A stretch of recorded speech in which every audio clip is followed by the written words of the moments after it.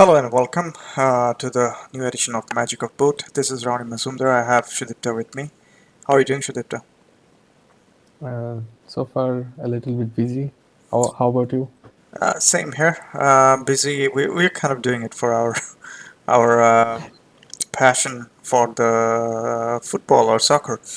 Um, so Yeah, yeah, that's what I was thinking actually when I was cooking today. Um like we don't get that much comment from like not much no. view as well, and Mm. we're both kind of socially not kind of sharing it as well. But that's okay. You're just satisfying. Um, First of all, ours need to kind of discuss. We would have probably discussed it anyway, Yeah, maybe in a different form. But let's yeah. let's not focus on that, the views and and the stuff like that. Well, it doesn't matter for us, I Uh, guess. yeah, unless we started to see some money flowing. Otherwise, no. It's a huge waste of time, but that's fine. We're used Yeah. to it. So just to start around, where there's a lot of action last week or even in the midweek happened. So where do you wanna start the conversation? I don't know. From Uh, Sunday, I guess. okay, sure. No, I was wondering if it's like you want to start from potentially FA Cup or something like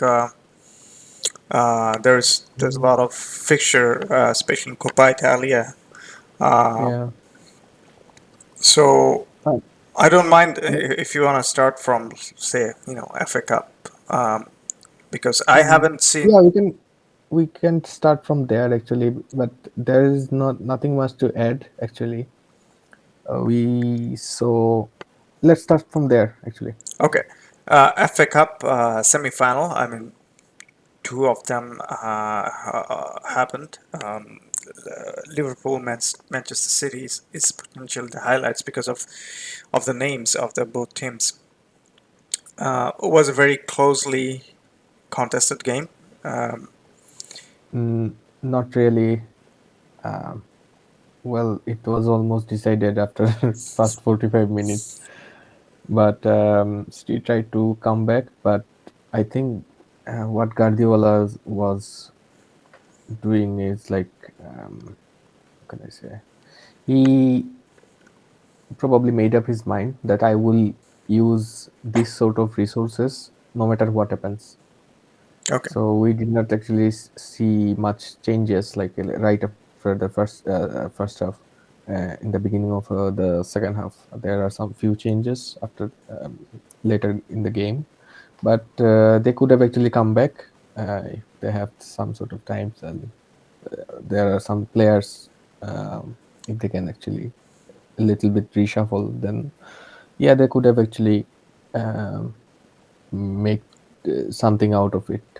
But I think so far Real is knocking at the door of like City. you're talking about Champions League, yeah. Yeah, So yeah, they've and decided to go with a different team. yeah, yeah, Um, exactly. so just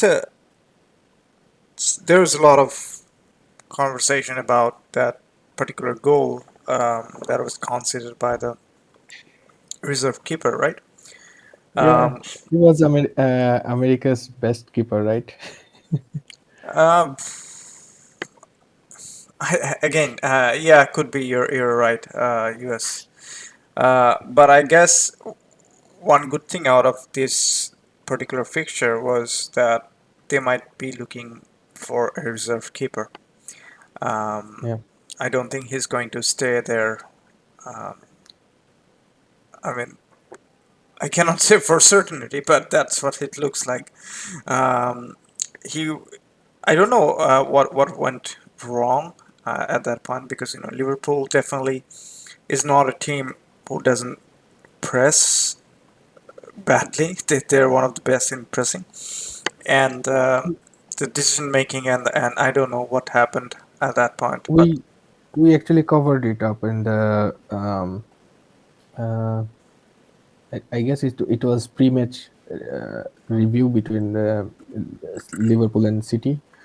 We talked about this like this selective passing. Like they both actually try to press like in between the D box and the uh, midfield, like a center half. So um, mostly they go for the selective press, Hmm. and if they miss those areas, they try to quickly recover the spaces and try to close it down.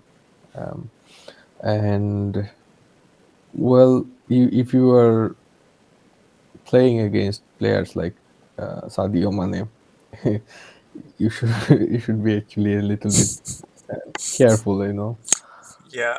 Uh, I don't know what went wrong for him. I mean, I feel bad for any person who didn't get a chance, but then you get a chance and then you kind of get a miss, kind of get into conversation for all the wrong reason.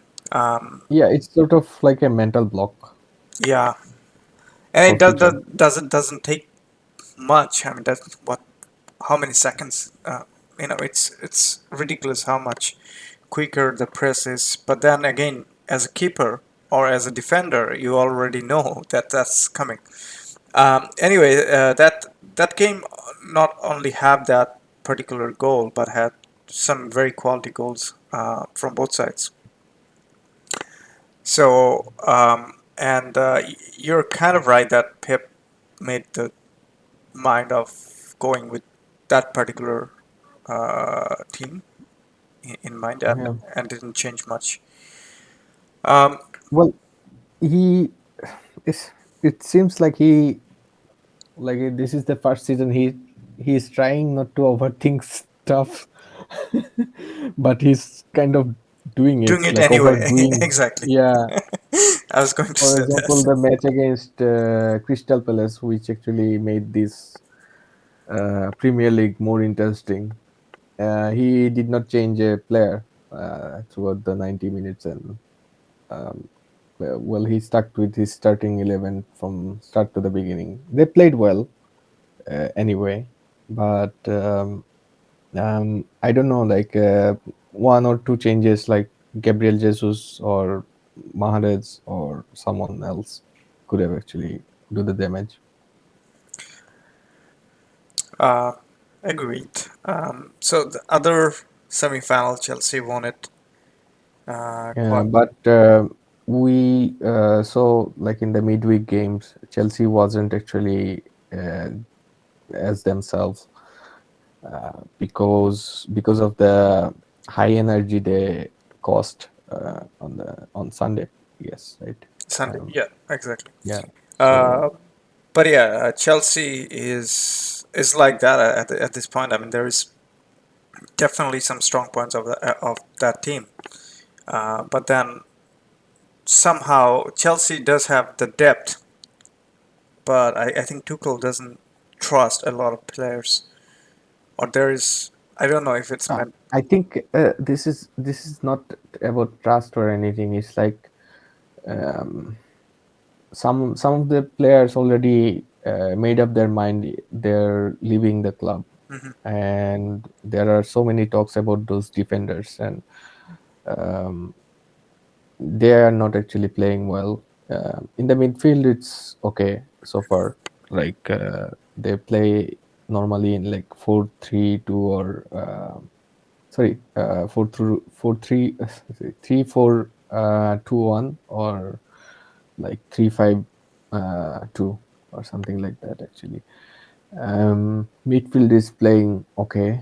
Um Kai Havertz is in like brilliant form. Timo Werner scored like 4 goals in last 4 matches. He's in excellent form, but they are conceding goals, um, and it did not happen with Crystal Palace, unfortunately. Well, technically they um, played. How can I say, like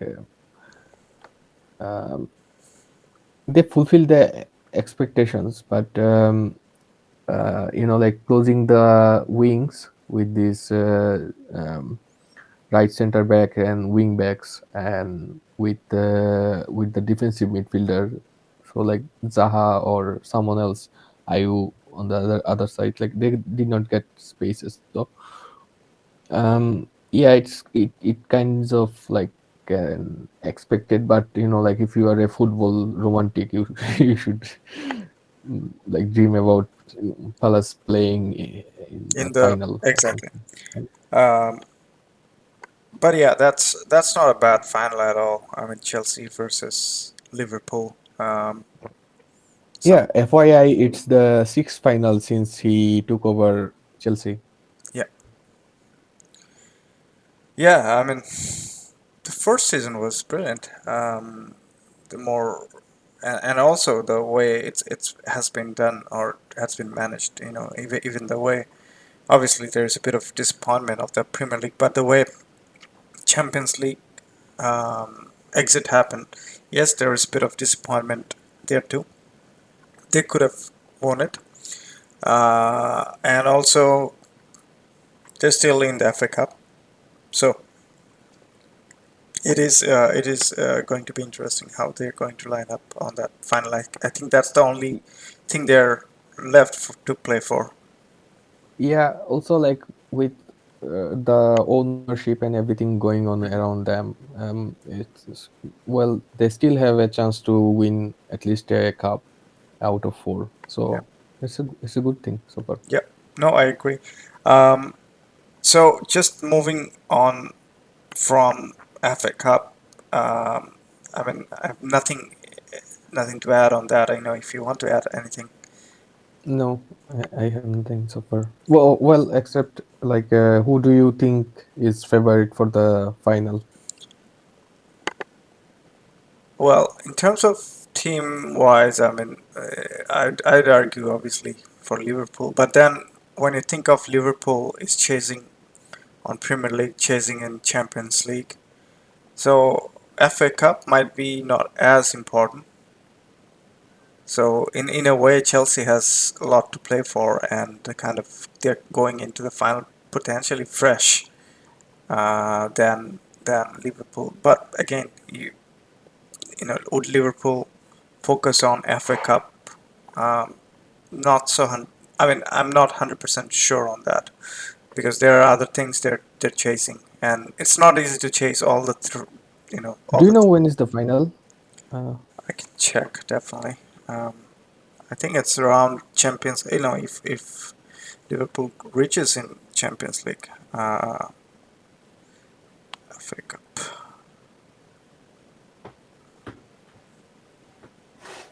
May 14th. Oh, So there's like 3 weeks for three and a mm, half weeks. yeah. Um, yeah, it depends on how fresh Chelsea would go there, uh, and make a match out of it. Well, for now, Chelsea have like a one match per week, Yeah, and these players, after this match against Real Madrid, especially, they needed some sort of like um, how can I say, break. time to, Yeah, yeah, time and space to think about all those stuff. And also I think Tuchel was playing an interesting game against Arsenal. Like he started with Lukaku. I think he's shuffling the squad so far, to see, I guess, like everyone is talking, like if he's going to stay in Chelsea or something like that. I think he's going to stay so far, and he has the grip on this squad. So like I don't see like someone is leaving after 1.5 year, like that. And but again, talking about Tuchel, and I obviously you mentioned about that game against Arsenal. Um, we can actually go there, but the excuse I heard from Tuchel was about Stamford Bridge pitch.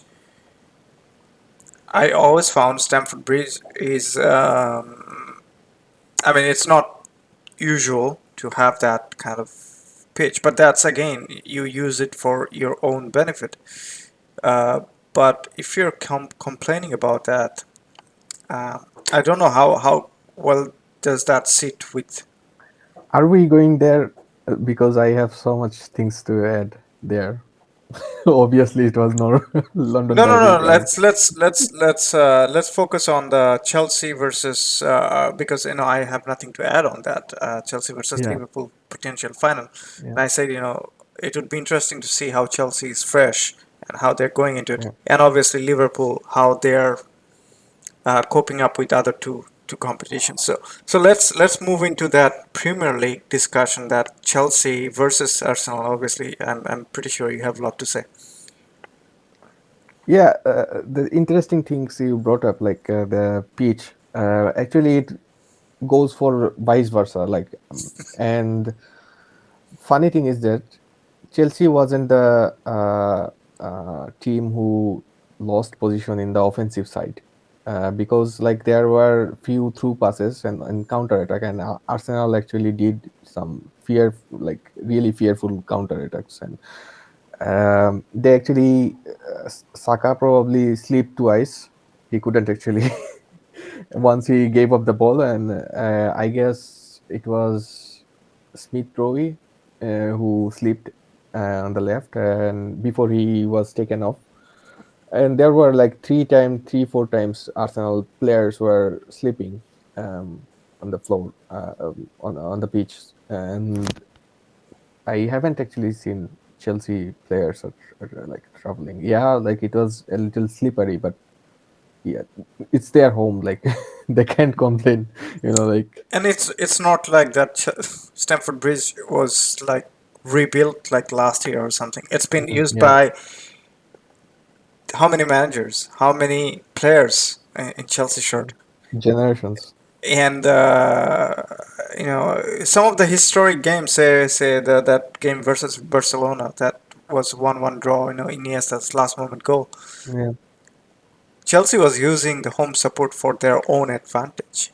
And at one point, I mean, that Pep Guardiola's Barcelona were arguably one of the best teams in the history of the club football, and they were being eaten by the pitch and the home side and the home support and everything.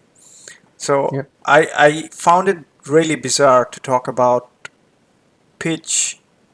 I mean, pitch. It doesn't make sense. Like Jose Mourinho, at least he managed Chelsea twice. He liked to blame everything. He never blamed actually the pitch in Stamford yeah. Bridge. So it's uh, it's kind of a revelation and kind of funny in a way. I mean, I'm pretty sure Tuchel is a very sincere person and like to talk about certain things. But when you come and talk about pitch problems, I mean, it doesn't really sit so well because it's not the new one. I mean, the pitch is not new. Yeah, probably something like when they were actually like after every half of the match they were watering the pitch, so probably something to do with that. I don't know. But then, as a home team and as a home manager, you always can go and ask, don't water too much. If you're really, I mean, if you're really concerned about that, just go and tell that. But coming back and saying, the pitch doesn't help and blaming the pitch, just accept that for the day. You're just being outperformed by a good Arsenal team. Yeah, actually, that's another thing. Like, two of their goals are like really unfortunate, and last goal by came from penalty. And Aspilicueta, I don't know what he was doing, because I was kind of surprised to see like the ball was going like there were across from the right side, and it was going like way above like this side, and Saka was trying to like he was ahead of the ball, and he was trying to like back and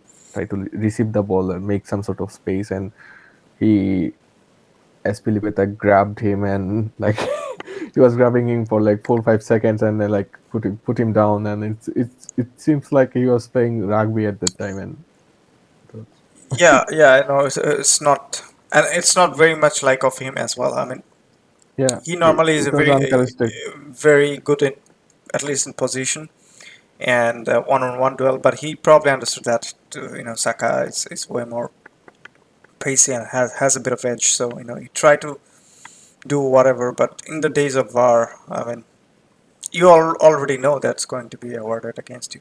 Yeah. Yeah, yeah, and the thing is that like another thing to point out is that whenever they were actually making the mistakes, it was actually punished, and they went ahead like three times in the game. And good for Chelsea, they came back twice, but they did not have this intensity in the Arsenal's half. There were some moments like they were actually zoned out the one side of the defense to the other side of the defense by pressing high, but it wasn't like last season, or I don't know, like something was missing. If you watch the game, you can see like No, definitely. something was missing. There's definitely something that's missing. Uh, any other Premier League game you want to talk about? Oh yeah, of course. As we're You here know in what? Chelsea and Arsenal, right? Right. Yeah. Um, so what other games? Well, I mean, there are so many things happened. Kind of. There were actually few big games. Yeah. Leicester played against Everton at Goodison Park, and it was actually Everton was trailing until 90th minute, and they came back in the game. And well, you were saying like they could actually relegate, and I don't see it actually so far. Everton? Even though No, they are no, not that no, actually. no, no, no. No, they're going to survive.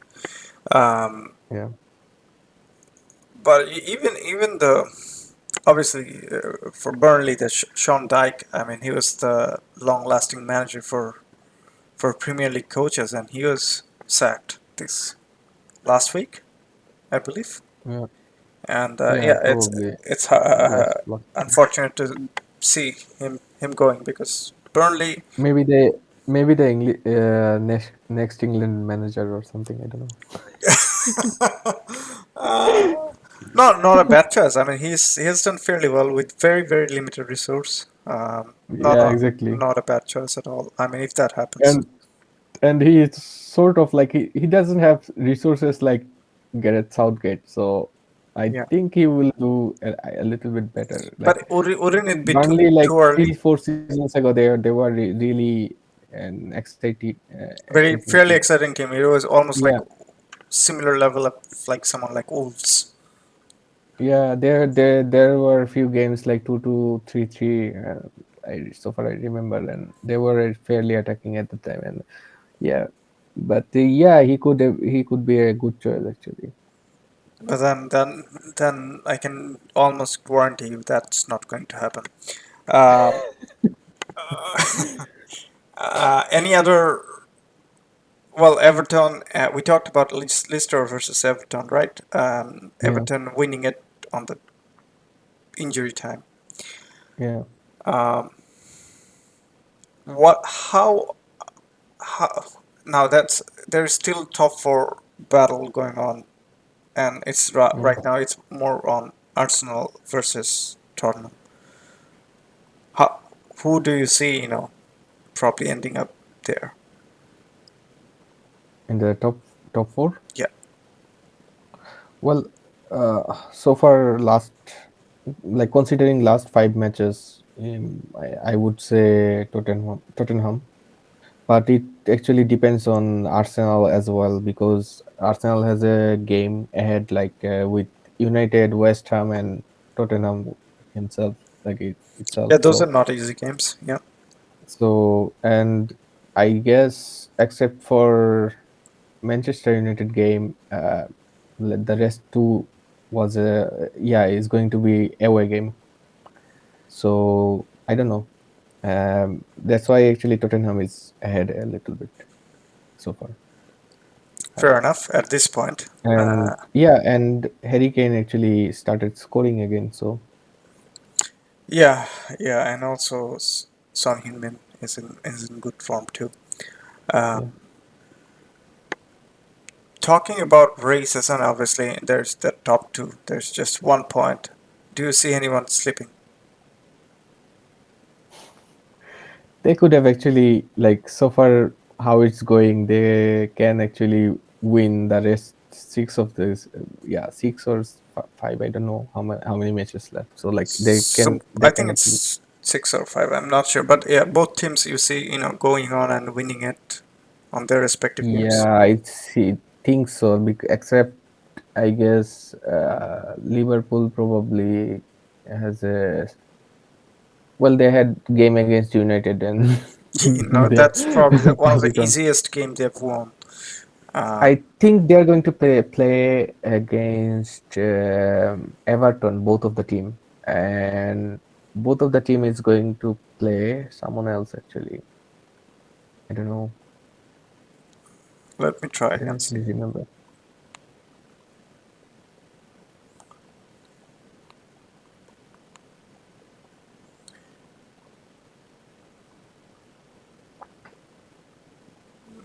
It doesn't really tell me. But yeah, I guess you're kind of right. Not so. Man City has game versus Watford, games against Leeds, game against Newcastle, game against West Ham, and Aston Villa. Yeah, Aston Villa will be interesting game. Well, Aston Villa, Finally, Steven Gerrard can actually contribute to some Premier League true, but contribution to I've Real seen Madrid. I don't know. seen Aston Villa recently. It's not been great, to be honest. Yeah, exactly. Yeah, actually. Liverpool is definitely playing the Merseyside derby with Everton. Then they have game against Newcastle. So both are playing Newcastle. Yeah. There's a game against Tottenham, which could be tricky because Tottenham is going for the fourth place. Against Liverpool. Yeah, sorry, Liverpool. Yeah. Yeah. Aston Villa has a game against Liverpool too. Yeah. And there is a game against Wolves and Southampton, I believe. Wolves game. Well, Southampton game will be probably a little bit. Yeah, but Well, again, you kind of expect them to win though. But you know, yeah, anything can happen actually. But the Tottenham Newcastle game, and, I can see Tottenham game can be a little bit extra spicy just because Tottenham is. Uh, well, I think Newcastle game will be. How can I say? If something happens, that game could be it. Because I don't know. Like I told you about this player Bruno Guimaraes or Guimaraes. I don't know this Brazilian guy. yeah, About he was brilliant. I kind of like when there were transfer talks going on in January, and Tottenham was linked, and their coach is Conte. I thought like he will buy this player, and I don't know, like Newcastle's like took him for some reason, and he's playing brilliant games. And I don't think, well, now they have new money, and they will need, they will try to build something. And this coach, he's solid one, and he's he's not like build like trying to buy players like what City did in 2008, like Robinho or something, someone like that. But I think he's going for some like something like with the engine or something like this. What PSG failed to do in past so far, like in last 10 years. And there are talks like they're trying to sell uh, Parades, which is like I don't believe what they're going again, to we do. are we Well, talking about I was going off the Newcastle and rail. PSG? Yeah, PSG is a joke of a sports project. Um, yeah, exactly. And Newcastle is so far they are really brilliant so far. So they will play obviously both of this game differently, but for both of the teams actually Newcastle would be, I think, the one probably. Or Well, Everton, for Everton, City could, I don't know. City has a game with Everton, right? Oh, City already played. Sorry, yeah, it was a trick game. They both has game with Aston Villa. Aston Villa, yes. Yeah, I don't see City is I don't actually, well. to be honest, what I've seen Aston Villa, I don't really see any problem for any of the team. Well, that's what I said. Like they can actually win all of their games in hand and ends up, I don't know, whatever points they have. I see a little bit of problem with Tottenham just because of, or just because they're chasing that fourth place. They'll be extra kind of Yeah, motivated. motivated. Yeah, Um, yeah, but other than that, I don't really see a huge problem. I mean, City's game against West Ham could be tricky, but again, you never know. yeah. Um, so yeah, just based on that, any other English Premier League? Of course, you forgot the biggest one. Like this biggest rivalry in Premier League history. Go on, please. Do you want to start or? No, no, no. You go ahead. I'll just join here and there. But again, I don't know uh, where to start. So yeah, just go ahead. Yeah, me neither. Actually, it was like in the beginning of the season you were playing a friendly against some What MLS what club or something what like I that. can Actually, say it was. about that game is that obviously, do you feel Harry Maguire is a very soft target, Yeah, or I think so. So far, so like because you he have was. you have something to blame for, like Stamford Bridge for Chelsea. I think it's because he is the captain of this team, and obviously when Cristiano came to the to this club, and it was not actually according to plan or anything. And there were actually, if you see like the 2 seasons before that, actually when uh, Solskjaer was probably, I don't know, coaching for a year or something, I don't know. The year before they became runner up. Uh, uh, the thing is that like he kinds of created already a hierarchy in this team so far. Uh, I don't know, like for some reason it was working for him, and also For like Ole players Gunnar like Tuck. Solskjaer, yeah.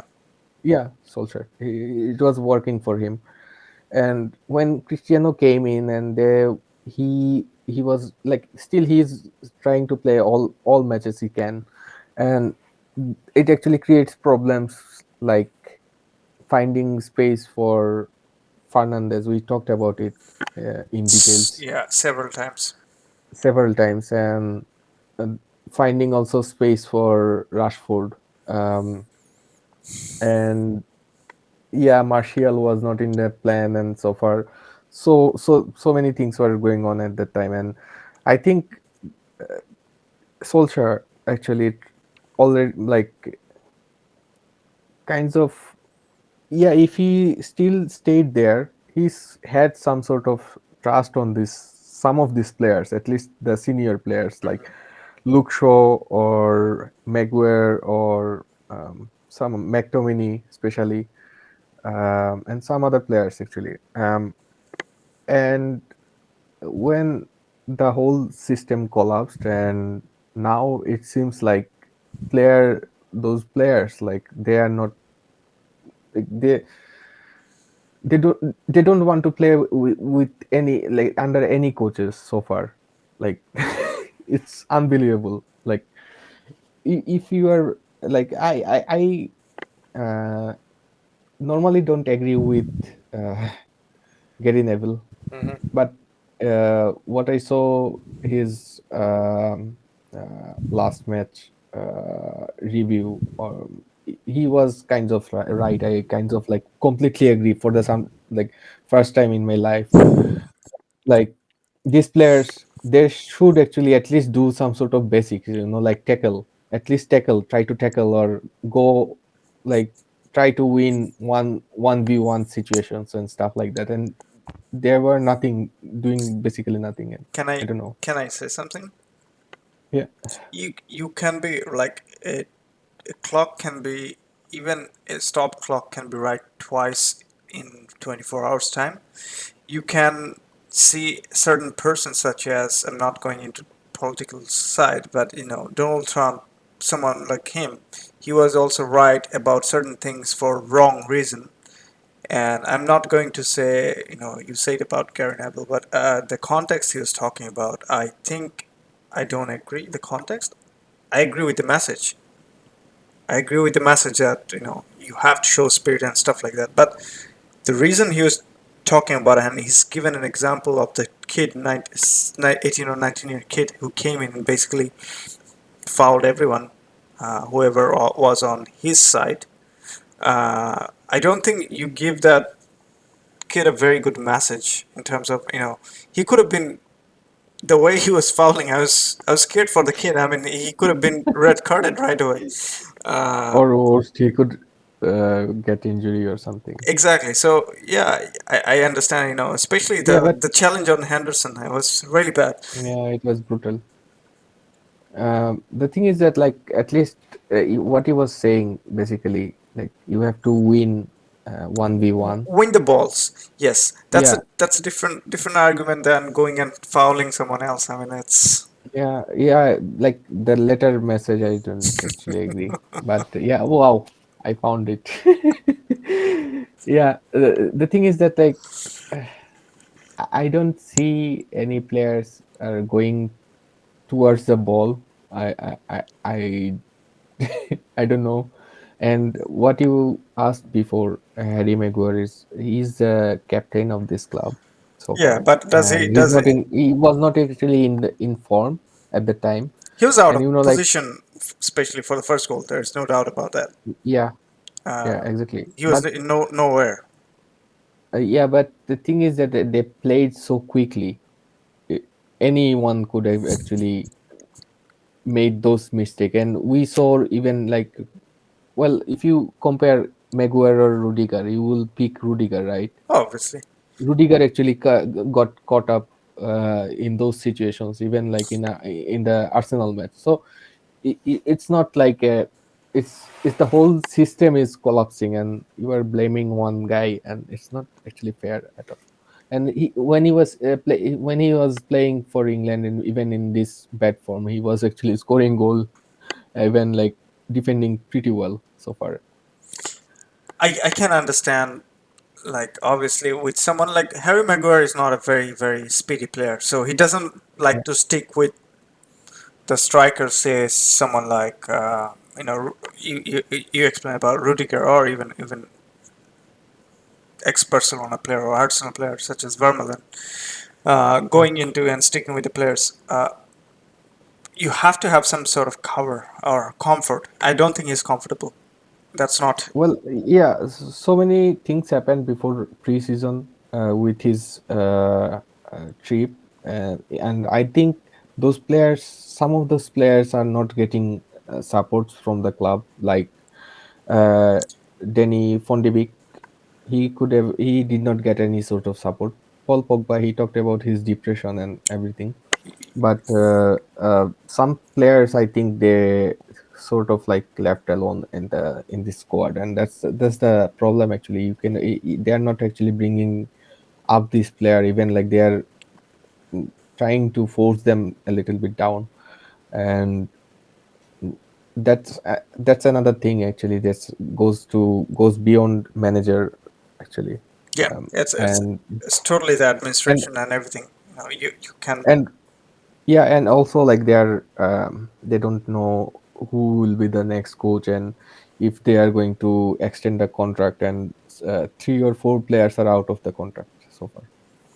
Well, we know that now who is going to be the coach. Yeah, Um, at the time it wasn't actually clear for so sure, far. for sure. But coming back to the game itself, I mean, you cannot even play any easier games than that, given the space. Just even looking at not only Thiago, obviously people will indicate Thiago, but the amount of time you're giving the time. Fabinho, someone like Fabinho having the he looks like a very different player with the ball. I mean, Fabinho, I respect him for other reasons, but Fabinho with the ball sticking on his leg, he had time. He could be easily become someone like Beckenbauer. Uh, that explains the problem with Manchester United, and they didn't know where to press, how to press, with whom to press. Should they go press up or should they just hold zonally? Got caught in between. It's almost like that one picture of Harry Maguire out of the position is almost like they were in two minds, and in between two minds, you're playing with the team who plays with very much certainty and giving the space and giving the time. They can they could have scored more easily. Uh, Yeah, but again, it's not a contest, and you when you say that it's a long-lasting rivalry between the two clubs, it doesn't look like right now. Like if a kid is saying that that's the historic kind of rivalry, there is no rivalry actually at this point. yeah, I completely agree. But of course, I think we have to mention a little bit about Thiago. I guess Yeah, let's do him some sort of nothing honors. to nothing to say new. Um, Well, yeah, my example, I bring back Fabinho again. If you give that time to Fabinho, and Fabinho looks good, and think of you give that time to Thiago Alcantara and how good he could look like. Yeah, he has been playing in this level. Like even he was able to make it up to that Barcelona team. You know, like we with Xavi Iniesta, and if Guardiola was staying there, he could have actually taken the position of Or Tito. yeah, or Tito. Yeah, or like everyone was saying, he is going to be the next Xavi, uh, Mhm. uh, and yeah, and Um, well, I don't know like what to say. And he's been playing in this level like for a No, while, longer. Yeah. and he won Champions League with Bayern Munich, and then he left. And he has something to prove in this season so far. And so far, his connection, especially with Alexander Arnold, it was brilliant. I have been watching them for a while this season, especially uh, because there are few runs.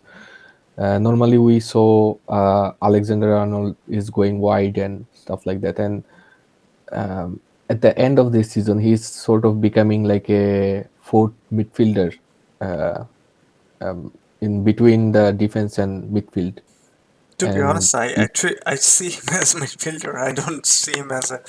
I mean, he doesn't really do much defending anyway, but he does. I mean, with all respect, obviously he well, does. But it's from higher position.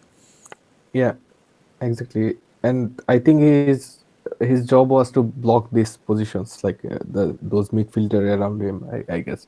And Henderson is doing sort of the job what Rakitic did in 2014-15 season, if you remember. Uh, on the right side, I guess Dani Alves was there, and he was obviously Covering. taking up this position. And actually, Barcelona got caught up in the beginning of this season twice or three times. I forgot. And then actually, Enrique created a triangular system, circulating system in both of the wings, and we discussed about the asymmetry of the pitch these days in modern games, and Jurgen Klopp is doing the same thing what Luis Enrique did in 2000 with Barcelona, but he's doing it only one side because I don't know, for some reason, maybe it's because of press or intensity Or of this maybe game, maybe Luis Diaz. or yeah, probably maybe I don't know. But yeah, And that Luis, you have to mention about Luis Diaz as well. I mean, but but the best moments from the match, I would say the Sadio Mane's pass to Mo Salah. It was unbelievable, like how he bent and he has this vision. Like they were like I don't know, like cosmically connected or something like that. I don't know. Like it seems like Xavi is finding Messi or something like that. Yeah, no, brilliant to see, definitely. But again, it didn't help. With all the respect to Liverpool, with all the great players they have and all the great connections they have, uh, uh, Manchester United has been anything but shambles. And I was seeing Paul Pogba. He has repeatedly, obviously, you can talk about his depression and stuff like that, but once you're on the field, I mean, that's a famous quote from Diego Maradona that once you're in the field, you forget everything, your troubles and everything, right? So you expect Yeah. if you're in the right frame of mind, or if you're ready to play, if you're fit to play, not just physically but mentally, and you're saying that you're fit to play, you expect some sort of performance on the field, and he's been, I don't know, he's been shadow for a long, long time. Well, he has been shadow since he uh, joined United. Yeah, So yeah. we saw how he played against Barcelona at the time in the Champions League, and also I guess against some other Or teams. I or, forgot or even actually. even in Serie A, in the Yeah. when he was in Juventus, he was in a different level, different kind of player. Once he's turned up into ManUtd color, has been gone.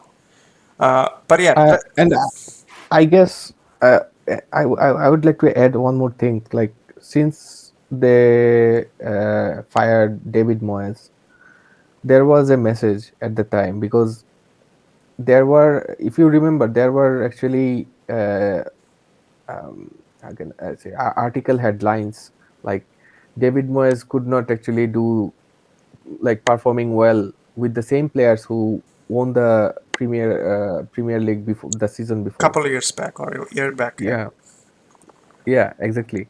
And that was sort of the headline in that British media. And uh, well, every coach is different, and they bring so many players like whoever they want and whoever they needs, and those players like Rooney or someone else. I don't know. I don't remember. So many players were there. Probably when Percy was there. Okay, I don't remember actually. let's not go into detail, but Yeah, yeah, exactly. But the thing is that like since then there was a culture like if players are not playing well, then it's probably the coach, and they actually did not spend money with Bengal, with Jose Mourinho. There were some setbacks from the boards because they wanted to sign some players like they like, but they could not actually at the time. And the star players at the time in the team, like most of the time it's by I don't know, like the Manchester United fan base and their media are so strong. Okay, there have been talk about Jadon Sancho. It's the latest edition of this. I don't know whatever it is. but It has been. latest is Jude Bellingham, isn't it?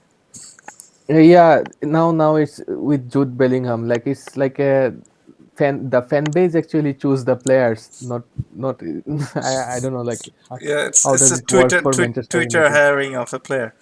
Yeah, Um, and also there are media and ex players from the uh, uh Bandwagons. yeah. Yeah, yeah, no, I totally get that. It's a different system, but And then you when have those to break star it. players, yeah, those star players come into the club, they like whenever they fall, they don't have any sort of like uh, they don't go under any sort of like Criticism, jurisdiction criticism or anything. unless Most you of the are time it Harry was Maguire.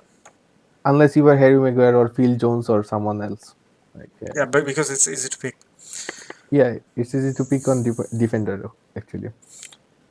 And yeah, to the extent that he's got Luke Shaw was on the list actually when, if you remember, when then there was a and some players like Phil but Jones or Luke Shaw, they actually suffered long term injury. for sure. They don't get those sort of support from even fans or anything. No, They are not the star player of the team. no, and that probably is correct about almost all big teams, and also, but But extra ex. if you there is no big teams in the world who actually like choose players by like Twitter votes or something. I don't know. Well, I've seen enough in Barcelona. In There Barcelona, is. it's like it's different. I don't want to go there.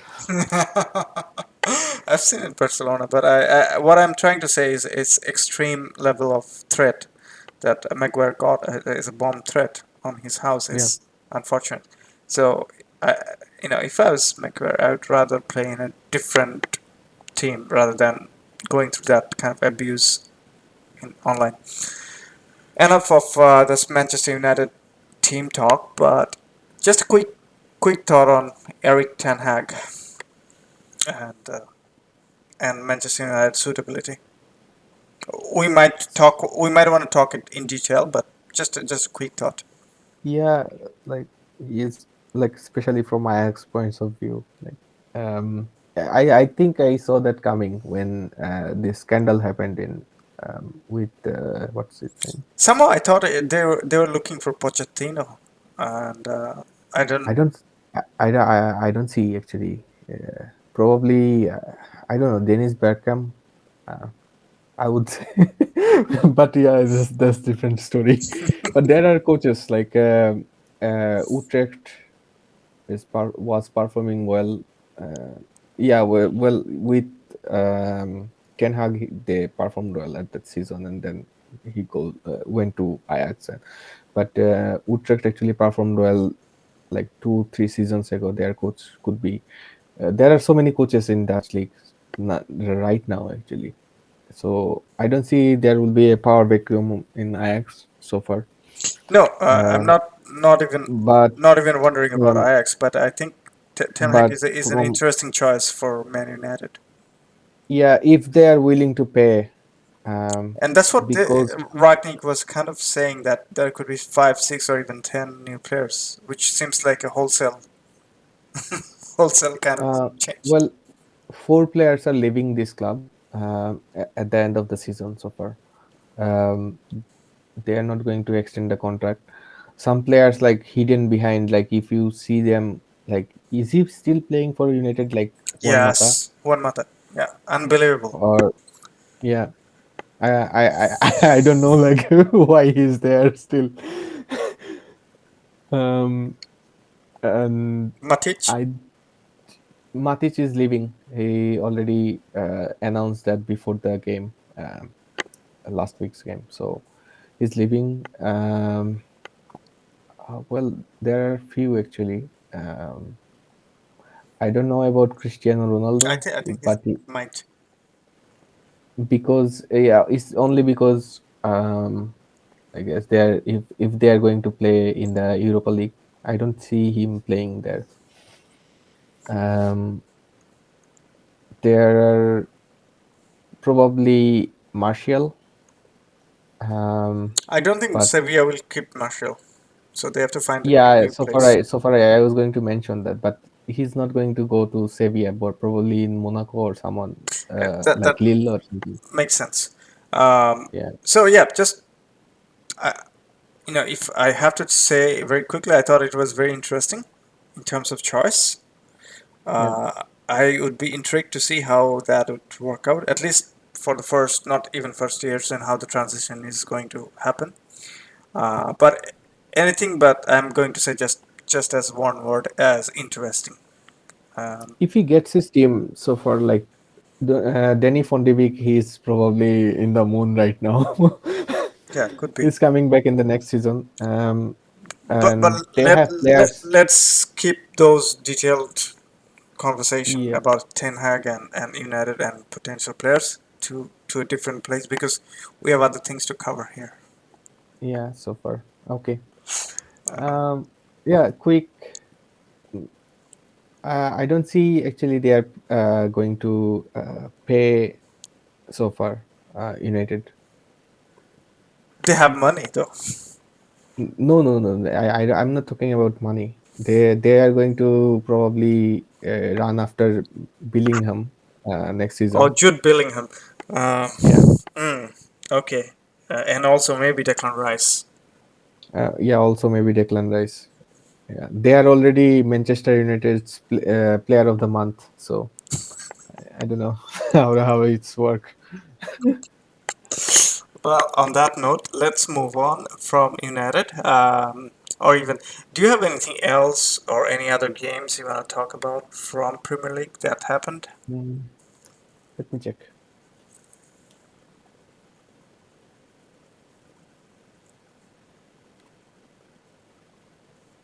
Not really. Okay, let's move on to La Liga just to Yeah, refresh our memory. On Sevilla was beaten by Real Madrid 3-2, and obviously the first half was 2-0 Sevilla, and then obviously Madrid got back into the game and win. If you don't kill Madrid, Madrid will kill you. That's the yeah. motto. Uh, um, but how did you see? Is it any different than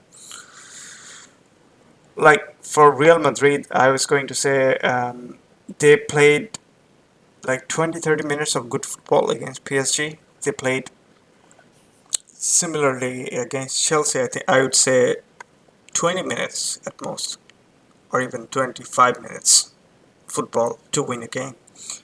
Uh, but here, I think they played really good football from second half. Yeah, there were actually few changes. Carvajal was playing on the left. Uh, it was unbelievable to watch. But they adjusted in the second half. Actually, I actually watched it for 60 minutes, and then I don't know, I fall asleep. A- Um, And but yeah, go ahead. like, but if you are a neutral fan, it's not like a game to watch. Like Sevilla did some. They could have actually go ahead by 3-0 or even 4-0. After the second goal, they kind of like went in the second gear, and they started uh, that way in the second half, and that's why Madrid actually killed them. And if you notice, like whenever teams are giving spaces or stuff like that, Madrid is going for the kill. Yeah, it is interesting because I was thinking this game, especially how Sevilla played, it is what actually they have played for the entire season. The problem they had, like they're good in certain portions, and then all of a sudden there's an inertia, and there are problems that this game they had like four different injuries. The injury prone players came back. Lamela was starting like his seventh game. Acuna has to taken off. Ocampos was had knock, so couldn't start, and he was on the bench, couldn't be used.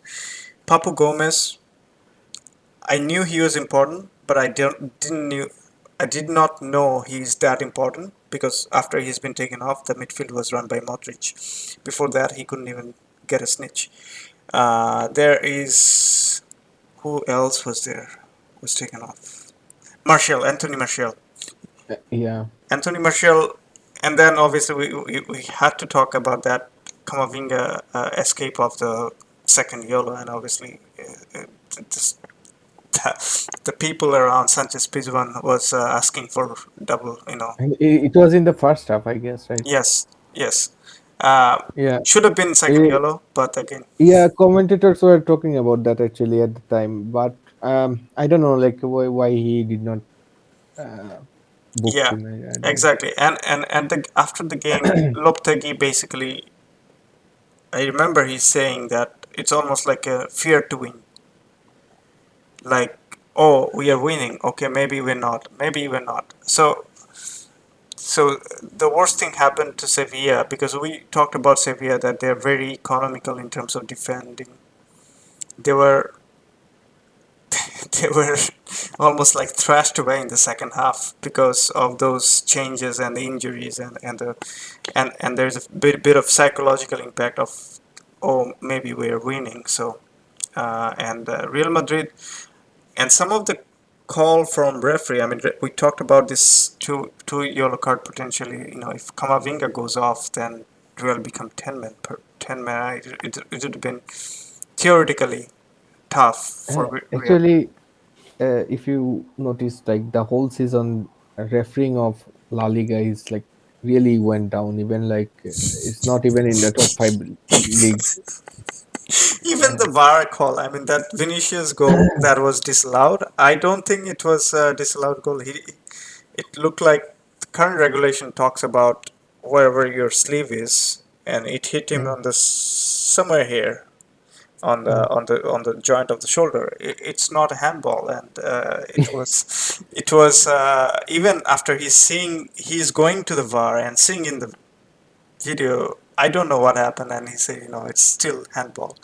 So I don't know about refereeing. Some of the refereeing has been really, really awful. You're absolutely right. It And almost is that's competing the with. thing. Like that's why almost I well last at least like 3 4 weeks I haven't actually watched the matches directly. Like I started like the how can I say like with an excitement, um, Sevilla versus Real Madrid. This could be a little bit game changer or make the league more interesting or something like that. And when I saw that like Kamavinga going away with this tackle, and it seems like okay, I give up with La Liga now because I saw matches with Cadiz versus Mallorca, or there are so many matches happened this season, and so many like some decisions are going against one team and some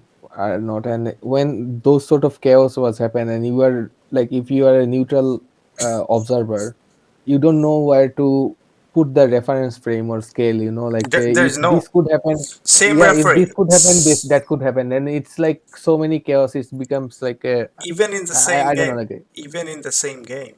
I mean, I was watching. Is it uh, Atletico Madrid versus the last minute kind of penalty that was given to Atletico?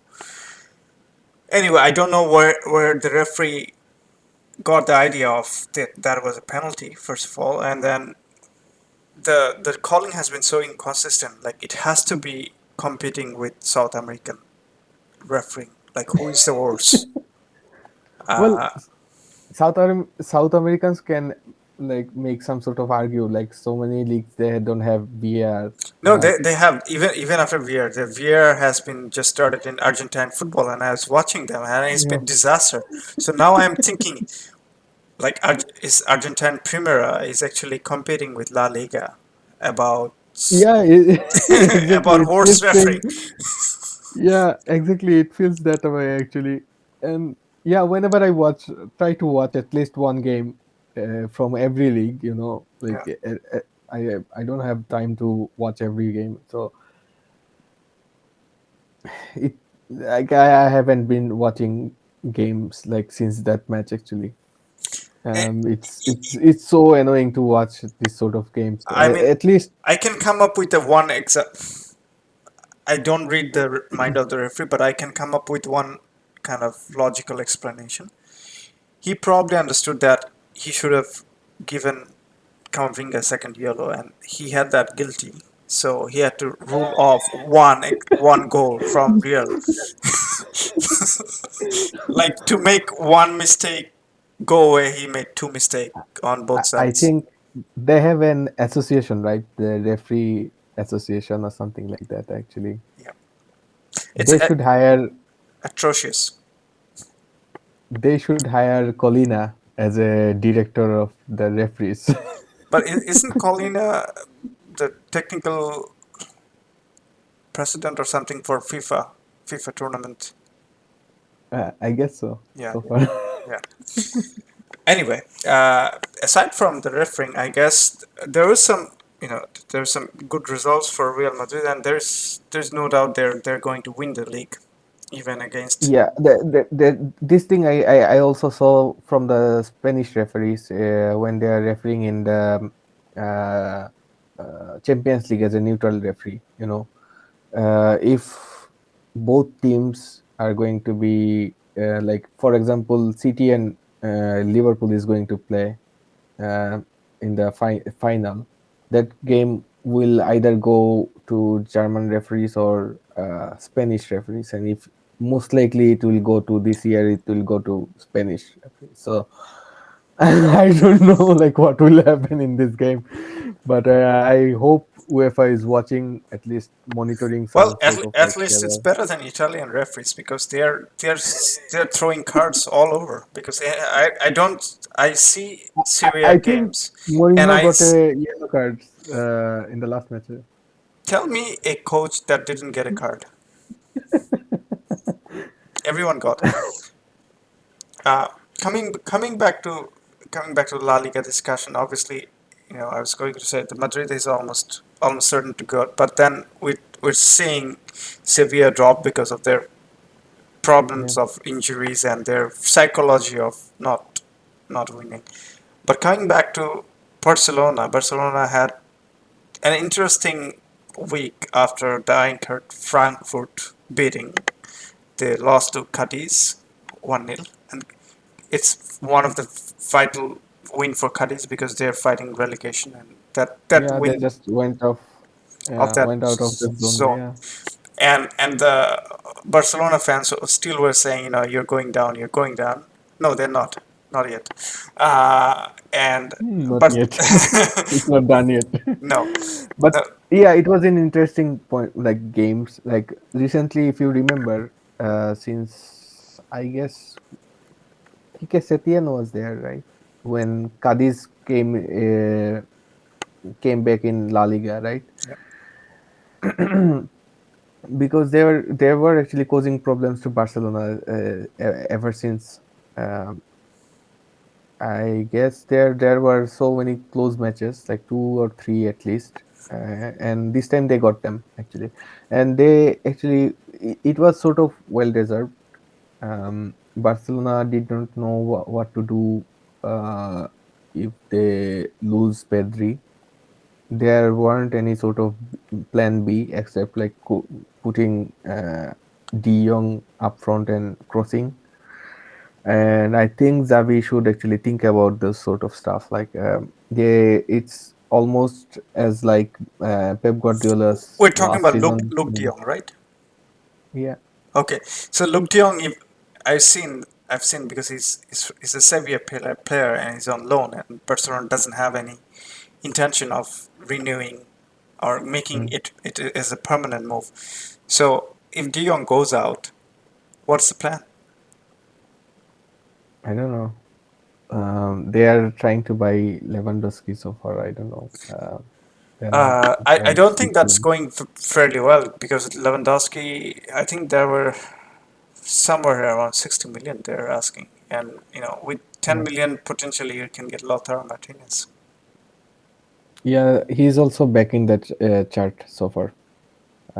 I don't know who will buy Lewandowski with 60 million, and he is already 34, right? Yeah, good for Bayern if that happens. Yeah, good for them. um, or maybe they can loan him to Union Berlin. I don't know. Yeah, maybe, maybe. Yeah, but what I was saying, there weren't any plan B, and we talked about this technical error, what is going on and on so far, when the two central midfielder is not close to Busquets, it's hard to find space between them, and Other teams are like most of the teams these days makes zonal marking, and try to close down the space who has when any players has the balls. And when these three players are not playing close to each other, it's always making problems for Barcelona in the midfield. And when they lose control of the midfield, and when any teams lose control of the midfield in the game, except Jose Mourinho's team, or um, they are going to punish, like it's all the time. So this is what happened actually. And uh, once they are trailing, yeah, I saw that in the Frankfurt match. It was with Frankfurt, right? Cadiz and Yeah. Frankfurt. Yeah. Yeah. So so the same thing with Frankfurt match. They are trying to go up all the like with um, I don't know, like if you remember, there were few comebacks this season Yep. from Barcelona, and most of the time it was actually organized. Like you could actually see those things are going to happen, because those players, they're actually well organized. There were some movements Like you trying talk to about make. pattern of attack. Yeah, pattern. Yeah, I was talking about this pattern, and those pattern weren't there because those both of the teams, their work ethic is so high. And Barcelona, for some reason, they are missing those. They were leaving those gaps behind the central midfielders, um, and getting punished so far. No, and also maybe I don't know if it was fatigue because that can happen to any team, right? Yeah, also like because their main key players of this system is Pique, Busquets, Jordi Alba. Um, all of them are, I don't know, like. Yeah, no, especially Alba and Busquets. You don't have a team without them. Like you Yeah, don't have a replacement. yeah, exactly. Um, yeah, Also, like there was another match. Atletico Madrid lose points against Granada, I guess. but I should mention that Barcelona since then won the game away in Anoeta in against Sociedad, which was So a see that. tough game.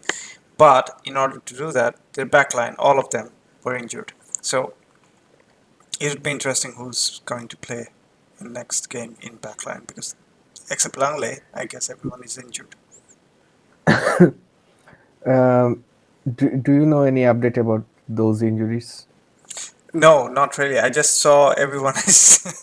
It's like it's like a cycle, like a domino effect that one to other. Not Maybe really. you should pay a visit to the hospital. I don't know. But in the first half, I saw Pique probably has uh, I don't know, torn his groin or something. I don't know. He looked so uncomfortable after 30 minutes, I guess. And But uh, but Dani Pique, Alves was not. with Pique, I mean, there's a lot of things is going on. I mean, does he need to actually play to earn? That's my question. Like, if he's there as a part timer and being injured by groin or somewhere else, he can still enjoy all the limelight, right? So, uh, again, Yeah, but PK, I guess you have to make sure that the others are coming out. I guess there's hope of Ronald Araujo, renewing him. Yeah, we already have an player, Eric Garcia. Sometimes he struggled, but he's generally, I think, overall a very good ball player. yeah, Um, but I think you still need someone else as your enforcement in the back, and there's been strong talk with Espilicueta, and I know Christensen hasn't been Christensen. in not in very good form. even in Yeah, Chelsea. actually, he is the one who gave up the position, and So I don't know some of the target players that's Barcelona Twitter fan base are trying to hype up. Uh, I don't know. I don't know. I'm not really comfortable on that. It's yeah, almost is identical to Manchester United Twitter base. yeah, almost. Can we take a break? Sure, sure. Let's do that.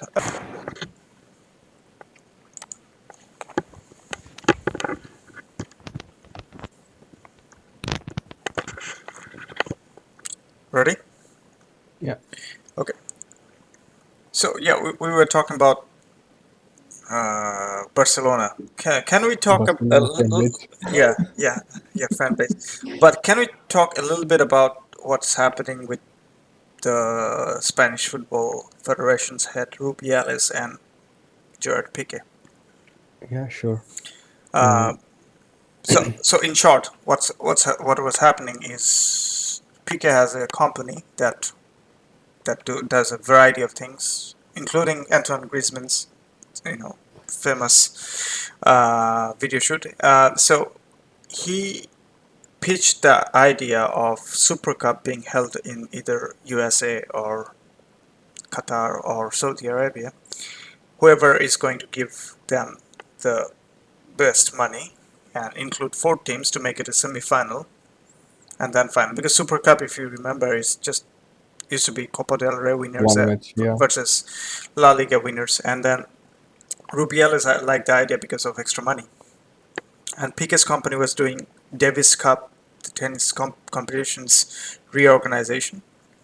So, and Pique somehow asked, "This is not 100% authentic." Like the sentence I'm going to say, Pique wanted Lionel Messi to be the person to advertise that Super Cup thing, which Messi didn't really say yes.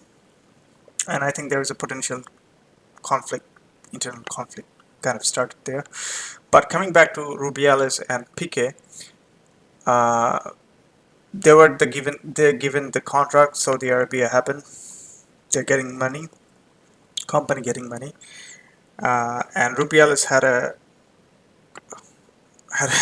press conference this week saying that yeah, it is legal.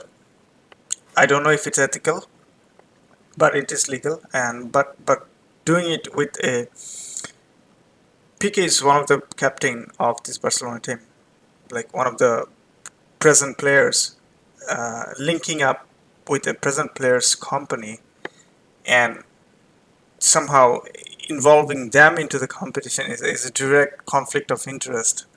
But Rubiales is was in the news for Lopetegui's sack from the Spanish national team in just before the World Cup 2018 happened, and he was talking about ethics and morals and stuff like that. Now he's talking about, I don't know if it's ethical, but it is legal, completely according to the legal.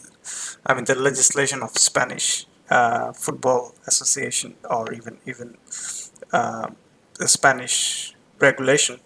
But it definitely raises a lot of question regarding, you know, how much money they've got. There's no transparency. What are the things involved? So there's a lot of nastiness happening. So yeah, when I said about Pique, he probably doesn't need a lot of. He's he's a figure right now who's taking a lot of pay cut, but then he took a pay cut after Messi left, not before. He took a lot of pay cut, and there was a lot of people was basically saying that he was behind the idea to pitch it on Laporta, that that financial stuff that Barcelona was facing could be solved if Messi wasn't really uh, included in the team. But again, this is all kind of inside sort of rumors, not cannot verify. But but Pique is a there, conflicted kind of person in terms of he's a businessman in one hand while he's taking a pay cut. I don't know actually what to say and what to make of all of this information. And then you texted me like during the week, and I was actually thinking about what to reply, and I still don't know. Yeah, no, Um, no, true. The portion that is uh, correct is that he's making money through his company by yeah, taking that Spanish Super Cup to Saudi Arabia. That and instead of making two winners, taking two other teams to make it semi-final and then final. And if you remember, Valverde was sacked because of that Super Cup, Supercopa. So yeah, in a way, Pique is behind that too. Um, but yeah, it's very strange of a present player being involved in such things and still playing comfortably. yeah. That's the thing, actually. Like he's uh, well, even from the beginning, actually too. He was actually too political um, person, and I don't know like what to make out of it. And but the thing is that like uh, if you are somehow this actually goes against sort of like a personal moral, like you are committed to one thing, and you are also like uh, getting money from that for that job, but you are also trying to manipulate this company in a way, because you know the internal stuff, and you can actually manipulate. So like there should some sort of like a moral regulation between, like Yeah, it's sort of like a if you take Barcelona as a business entity, that's actually sort of like a he's getting money from he's doing job for Barcelona as a company, and he is sort of like a corporate espionaging or something like that with his own company, like for example, like if I work for example, if I work for I don't know, NASA, and uh, while I was working there, I sort of like built my own company, and trying to get this company, I don't know, like some alignment with this with NASA. It should be I don't know, some sort of like a yeah, it's almost unethical. There's a clear conflict of interest, and I think I'm going with your example here. So, say for example, I'm somehow involved in NASA, and I know through my NASA contacts, I know some U.S. official, U.S. Um, say it could be military, it could be government officials, and I'm using my Mhm. contacts through the professional contract contacts to make my business in Yeah, somehow that is impacting my regular job. Somehow yeah, it's exactly. overshadowed. So it is shady. It is shady, and Well, it's not. break it down to like simple real world example, like what's going on sometimes with the politicians in the third world country. They are also a businessman, Oh, and oh, we yeah, know how it goes. yeah, Right, even like in South America, there are things going on yeah, with so many politicians who are also like businessmen uh, as a side job. So they are getting contracts. Most of the time they are builders or something like that. They are those business, and yeah. this Brazilian president Bolsonaro, his team is clearing up the Amazon to facilitate some kind of farming company, which is some yeah, kind of branch business. So that's equivalent of that. yeah, almost. Anyway, enough of Gerard Pique and Rubiales. Would be interested what happens if there is anything, but yeah, not taken very easily, especially by Spanish media. Uh, can we focus kind of towards the only league that is potentially not really only league, but it's technically English Premier League is also having really tough competition, but the other league that is having really tough competition is Serie A. Uh, so we talked about them a few weeks back, but not very Yeah, recently. not Now much. now Yeah, we see that Napoli is potentially out of the race thanks to thumping win of Fiorentina against them. How do you see? Uh, so they to draw against Roma. Yes, and also draw against Roma didn't help, Yeah. and that was like a last minute or injury time But equalizer. funny thing is that like Inter is going to play Roma in the next match tomorrow. Yeah, that's going to be interesting. That's going to be interesting. And but Inter and AC Milan seems like in pole position right now. Yeah. Whoever drops the points, I mean, will be. I guess it will be costly. Yeah, I think there is a Inter has an extra match so far, Yeah, um, and they are two. It's almost as same as Liverpool situations. it is. It is Uh, somehow similar. yeah, yeah. Although you might want to say, in City Liverpool, they're both kind of machine, and here, um, You can say yeah, what's going to happen. it's kind of anti-machine. It's more of a human error. You'll see a lot of error. Yeah. Yeah, like Well, uh, well, isn't it in their culture? Like they created so many things, like Michelangelo or Dante, the suffer or pain. It brings out the beauty of the game. So I would say it's sort of cultural, you know. not sure if Berlusconi really agrees, but I agree. Um, Speaking of that, there has been some games in Coppa Italia, like in the midweek. There's Inter Milan basically thrashed 3-0 against AC Milan to reach in the final. Yeah, Lautaro Martinez had two two goals. Yeah, incredible goals. First one was, when he's in form and he's doing well, it looks so good. Especially the first goal, it was like thumping shot out of nothing. And obviously, the second one was a dink over. AC Milan is well beaten. So you might think that Inter has a bit of momentum right now, and it seems like that their players will be kind of up for it because they just beat AC Milan, and that might prove to be a better one. But they have to play final against Juventus. Juventus won 2-0 against Fiorentina. yeah. Uh, so something to look for Juventus as well because their season could be trophyless if they don't win it.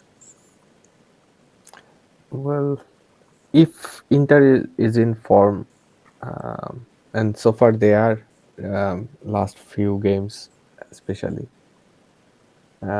I think they actually dropped the points when they were actually trying to focus a little bit on Champions League. the Champions League. Yeah, because they don't have this squad depth to compete with Liverpool or someone else even. Although they have Like, beaten Liverpool in Anfield. yeah, yeah, they did. But still, they don't actually have the squad depth to like go in deep of this And competition so also far. But they try. there was a lot of injury problems as well. Yeah, it's natural so far because uh, some of those players they are over their 30s, and I don't know, like it's it's it's kind of predicted so far, but still they came back in form. It's a good thing for the league, for us, like a neutral supporter. um, but I would say uh, I think the games, if the games against Fiorentina or Atlanta or um, Roma, those games actually will decide the season so far. Yeah, Uh, yeah, yeah. No, I don't definitely. see I Inter. don't see AC Milan or Inter losing points against someone like Genoa or someone else. Well, not Genoa, but I don't know who else they're playing. That would be interesting. Let me double check on that. But Next match, Inter is going to play Roma. That's I mentioned before. Napoli is playing Empoli.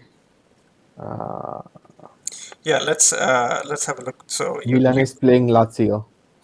yeah, that's an interesting game too. So, uh, you said about Roma, and then Inter has game against Bologna, which I well Bologna did draw against AC Milan. So Yeah, you never know. Udinese has a game against Inter, and Udinese is in actually in very good form, especially Gerard Delafeu and yeah. Molina, and they're playing well.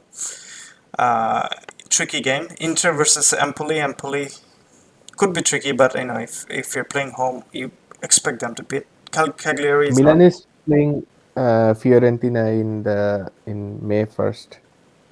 Yeah, Inter looks to have a. I mean, what I can see, it looks like a little bit better, kind of like they're playing Sampdoria. But AC Milan has some tricky games too.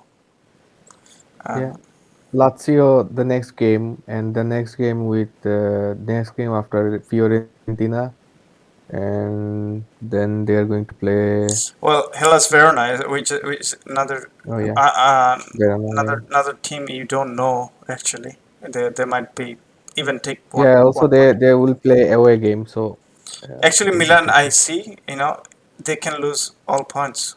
Even against Fiorentina, they can draw. Verona is very capable of drawing or even beating. Atalanta, nobody needs introduction of Atalanta. Could be tricky. Sassuolo is actually tricky because it's going to be played in Sassuolo. And Sassuolo, if you Yeah, see last few games, they have more away game than Inter so far. yeah. So I at this point, I actually favor Inter Milan, but the difference is so slim. Yeah, Um, and also Juventus, if both starts to lose, Juventus is actually gaining momentum and points, so they're not I far behind. But I guess yeah they're not winning it. I was actually disappointed with Atlanta. They lost so many points. Like in the last 5 games, they won only three.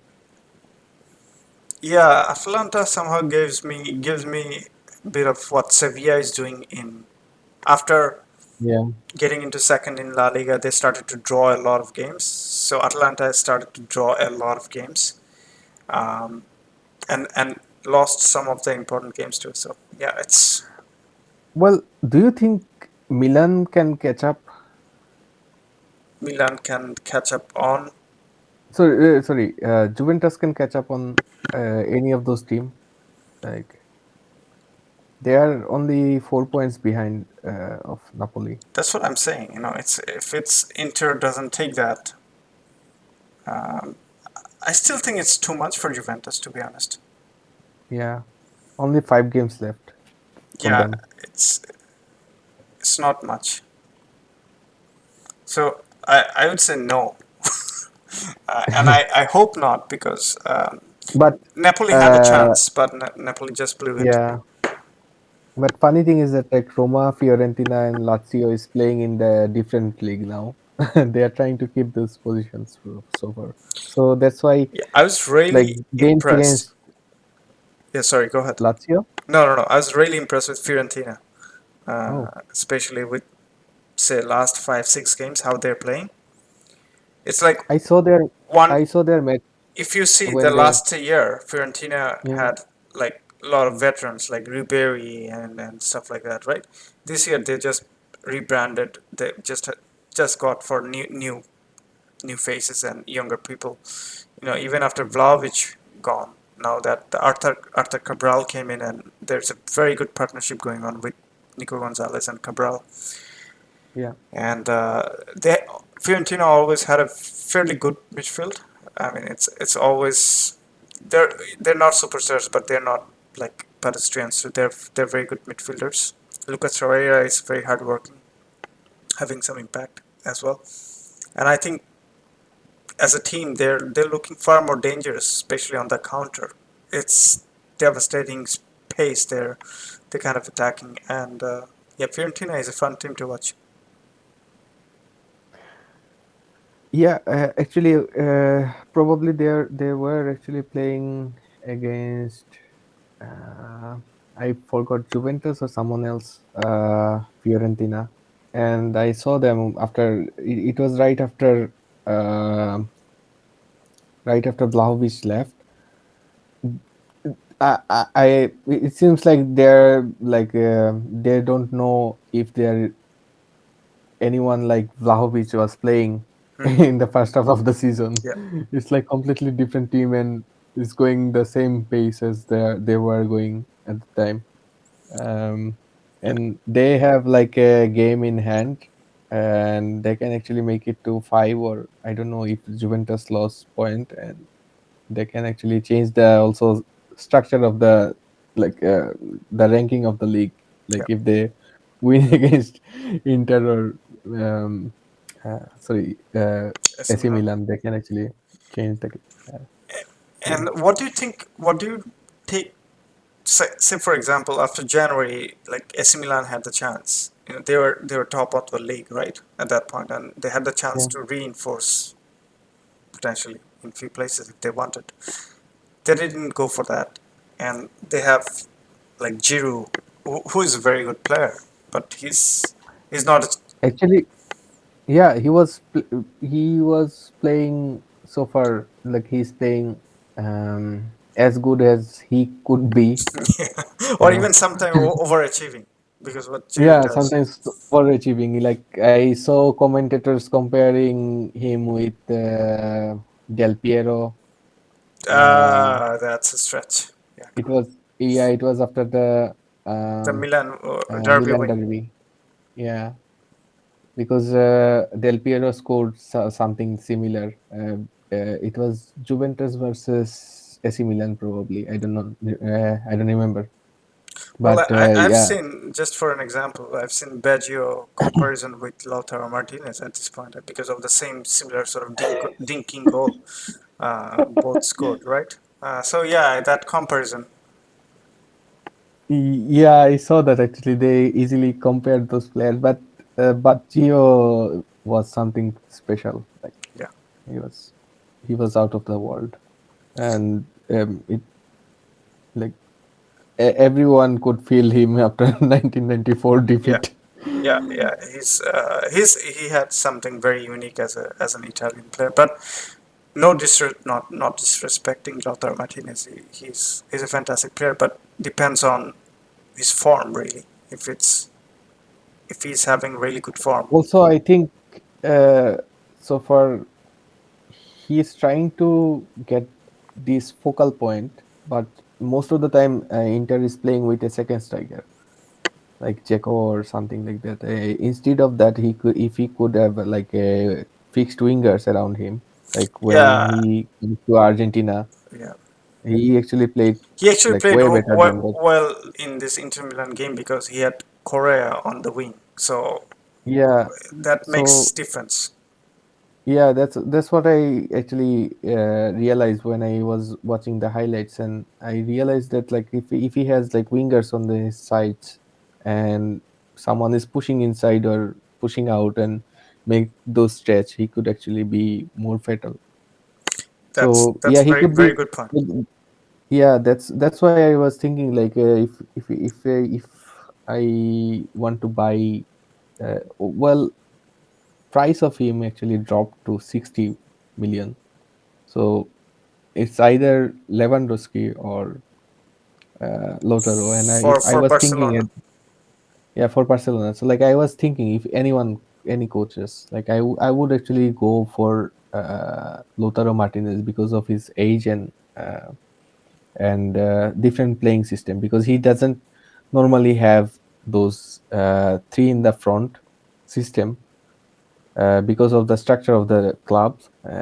And whenever he has, like most of the time with Argentina, and so far his shoot per goal ratio is way better than Aguero ever was, way better than uh, like after the same matches, way better than probably Crespo, way better than Even Batistuta. Batistuta.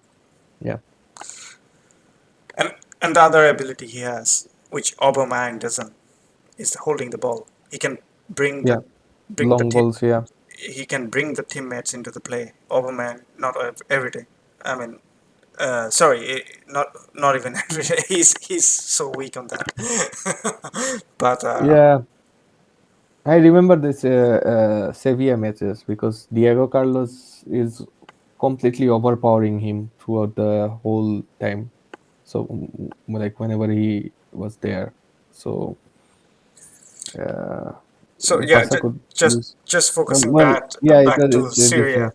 Yeah, No, I think some interesting games still to be played, and I was talking about AC Milan and their not willing to invest in January when they were on the top because they were banking on Olivier, like Giroud, and I don't know.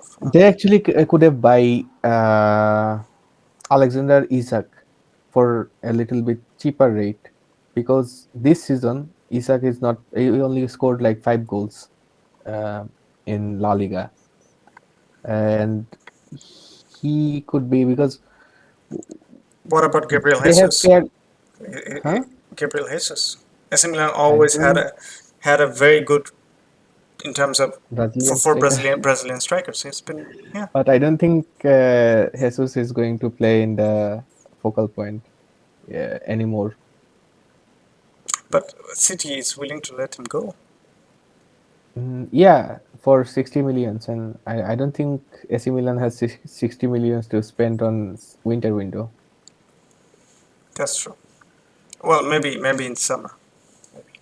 Yeah, maybe in summer. But But I think they've missed out not having someone on the winter, and the whole team kind of there is a lot of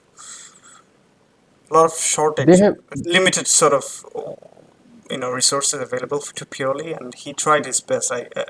That's what yeah, seems. I saw Casey was playing as a it was a 4-2-3-1 sort of system, and he was playing as an attacking midfielder. I saw that twice actually since December. There were few things not that I forgot actually. Yeah, they don't actually. I don't actually know if they're actually because Tomori is a loanee from Chelsea.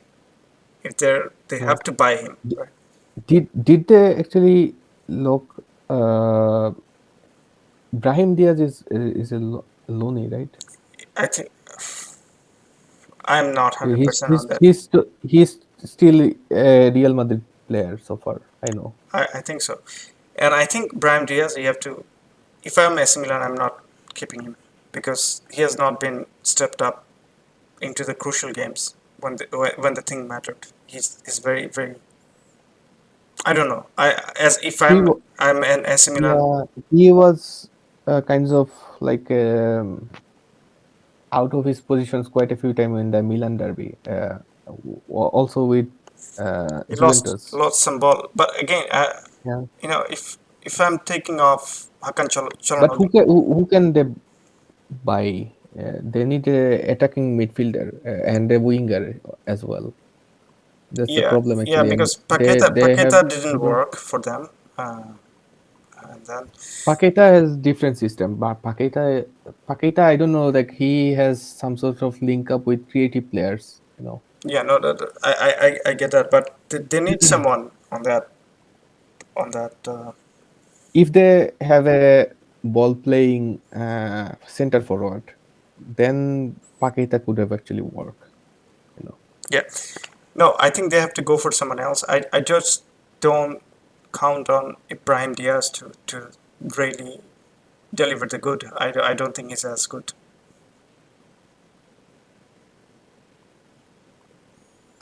Because if you see the other side, they're losing Cassie. So Yeah, it would be tough one to for replace. free actually. That's Yeah, surprising. it would be They tough. lost Donnarumma for free. Well, They should. Donnarumma I could understand because in order to keep Donnarumma they have to spend a lot more, and I think they've got a Yeah, very they could have actually. No, no, no. They could have actually sell him the season before. well they were kind of thinking he's just loyal and he's going to be somewhere. They were kind of No, I don't hopeful, think. but then again you're dealing with Mino Raiola. Yeah, Uh, but yeah, Milan does have some issues, especially in certain positions. Like they need a striker for Olivier Giroud. They need they need a almost number winger. 10 Yeah, and a uh, winger. and a winger, and they need potentially another centre back as well, and obviously holding midfielder. Oh yeah. Now it's an issue now. So yeah, that's going to be tough. But let's But see. with their I think money, I don't think they're getting. they're They getting don't. invested by someone in from Middle East or something. I don't see it coming. But yeah, if Yeah, I think I've seen it somewhere. it's happening, But yeah, that might help. that could be. Yeah, that might help. But I don't see with this current setup, they need to sell players to buy players so far, and I don't see any selling players or something. And they don't have really a established star. If you say, Yeah, I'm not saying Ibrahimovic as a star because Kessie could have been a selling object, but he's going for free. Then who else you are going to sell? Who has a market? yeah, yeah, exactly. That's why like Fiorentina, Atlanta were actually like more like they were Smarter. smarter than them. Yeah, Even Sassuolo. Uh, Sassuolo, yeah, and Roma is trying to do the same thing. I think so. There was a very interesting, very recent interview of Jose Mourinho. I think it was done by somewhere Golazo or CBS Star or something. But he was very frank about how he's enjoying because he always tried to win like with a ready-made team. Now he's trying to prepare and take them in a Yeah, it was fun to watch because last weekend he visited a hospital and some other charity events, and it was fun to watch. And I haven't actually seen that side of Mourinho uh, in my life. I would say. Yeah, yeah, he probably visited. It's like random, but everywhere he go like everywhere he goes, like he most of the time he talks about football and stuff. But he was a little bit, chill, more relaxed and yeah, stuff yeah, like that. yeah. And I think I think the club, there's a pressure on him of winning. He's not having that now, and he can yeah, slowly build up. And that made him a little bit change, and he went to before the and game of Napoli. yeah, and they can sell a lot of players like a huge price, like Jamie Abrahams. Yeah, even Pellegrini. Although Yeah, I'm pretty Pellegrini. pretty sure he's not for sale, or even someone like Nicola Zaniolo or Yeah, um, what is but I think his midfield is almost done so far, yeah, and and probably some if he's getting wingers. back Spinazzola back somewhere, um, Oh yeah, it's going to be interesting.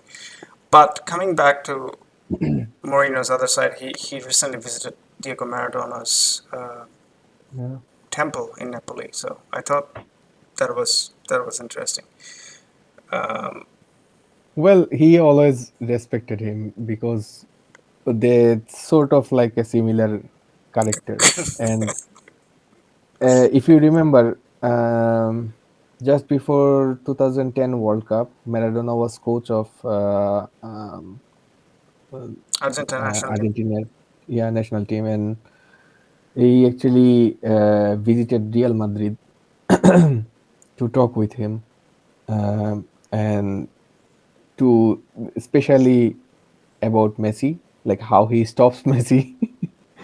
And But also there were some players still playing for Real Madrid. I guess Higuain and someone else. Gwen Di Maria. Yeah. But yeah, I don't think that conversation came into any impact to Maradona because Maradona being Maradona.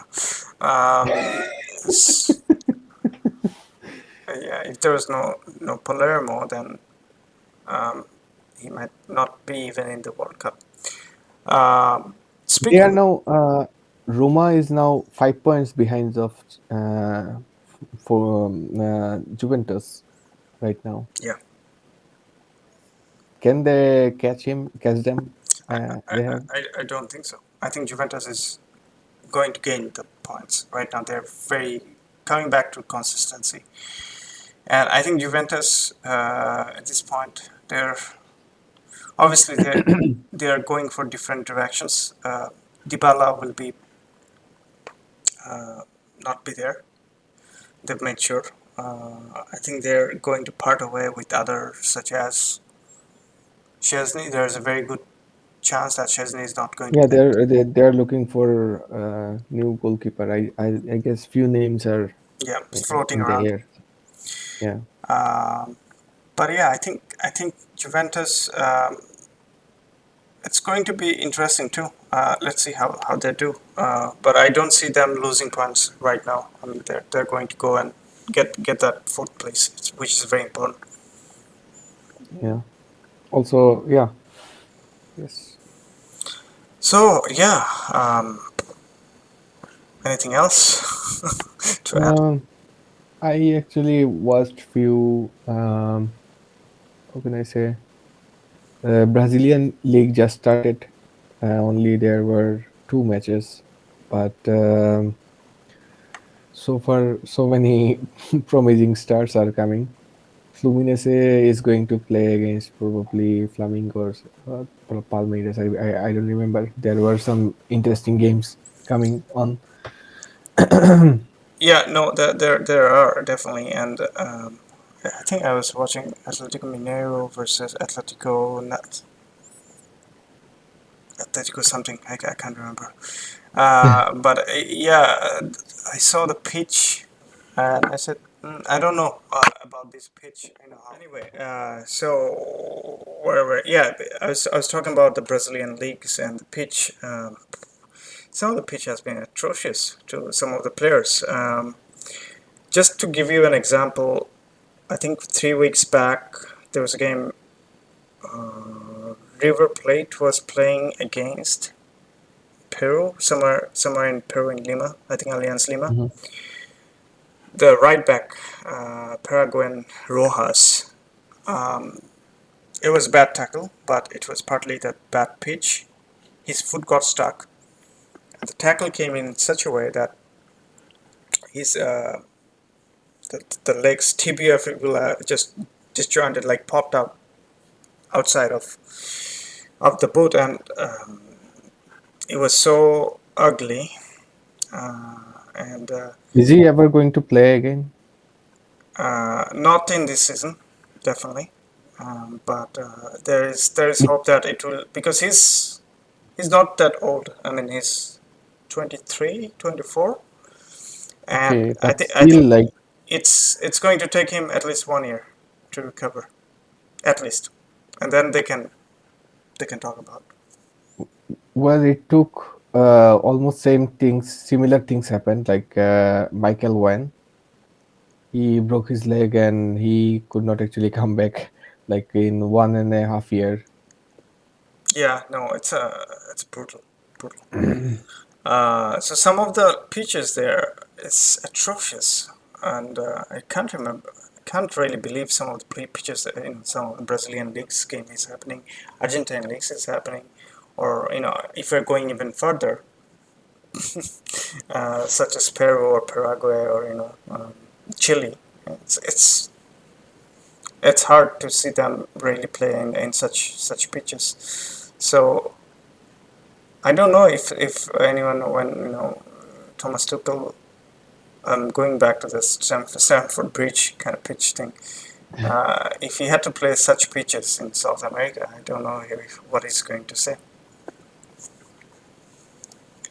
Um, But and also, I guess I think it's too early to say. Like no teams are like catching eyes. Like no, uh, I should say about Tacheres. I think not a lot of people outside of South America knows Tacheres, but Tacheres is very fun team to watch. I mean, obviously they had a fairly bad start of the season, but I've seen them two games in Copa Libertadores. The way there is enough talented youngsters out there, but the way they build up the play, fantastic to watch. I think it's a very eye-pleasing team to see if you like kind of an attacking football. And very recently they just beat River Plate 1-0, but I think River Plate was playing with I think rather a